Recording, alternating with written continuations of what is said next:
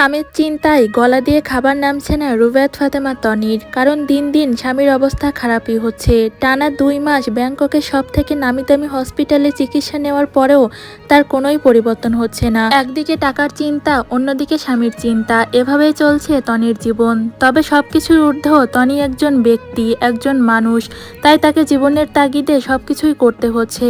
তাই তো সম্প্রতি 5 স্টার হোটেলে খেতে গিয়ে এক হৃদয় বিদারক পোস্ট দিয়েছে ফেসবুকে রুবায়েত ফাতেমা তনি। 5 স্টার হোটেলে খেতে গিয়ে তনি লিখেছেন, ভালো কোনো জায়গায় বিশেষ করে 5 স্টারে খেতে গেলেই আমার গলা দিয়ে খাবার নামে না। মনে হয় আমার হাজবেন্ড এই খাবার পছন্দ করত, এইভাবে খেত, এভাবে বসতো, এইভাবে কথা বলতো। আমাদের একসাথে এত ভ্রমণ, এত ভালো স্মৃতি, যা সারা জীবন প্রতিটি মুহূর্তে আমার মনকে পুরাতে থাকবে। জীবনের তাগিদে পা ফেলি ঠিকই, কিন্তু মন চলতে চায় না। রুবায়েত ফাতেমা তনির তার স্বামীকে নিয়ে এমন পোস্ট নেটিজেনদের হৃদয় ছুঁয়ে গিয়েছে।